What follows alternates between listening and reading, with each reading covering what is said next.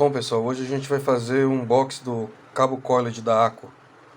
Vamos ver aqui se eu consigo abrir aqui a brincadeira só com uma mão. Daqui acho que vai dar certo. Um instantinho. O negócio tá brigado.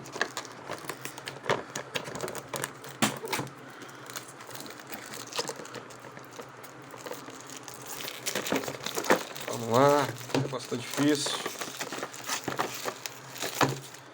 Eu acho que é necessário um suporte, né? Interessante, mas vamos lá. Apesar da dificuldade de fazer com a mão só aqui, vamos ver o que vem aqui. Abrir aqui a caixa. Vamos lá. Esse é o cabo. Aqui, tirei aqui. Não vem mais nada. Vem apenas aqui o cabo, né? Como vocês podem ver, né? Conexão USB-C. Do outro lado USB-A, né? Vem para fixar aqui o cabo enrolado aqui, um velcrozinho padronizado aqui da Aqua.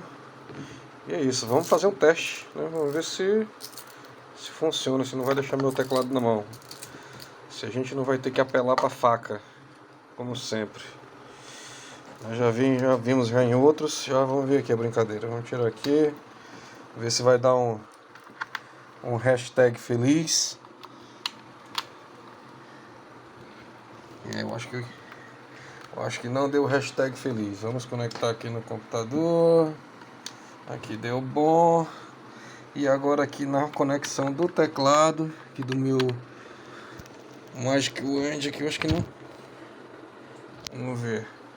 Deu certo sim. No final deu hashtag feliz. Agora é só acertar a disposição do cabo aí e preparar o setup. Vai dar aquele up, né, no teclado. É isso aí. Cabo College ok, da marca Aqua, né? Dá pra comprar tranquilo. Tá valendo, pessoal. Isso aqui tá R$46, né? Na data que eu tô fazendo esse vídeo, né?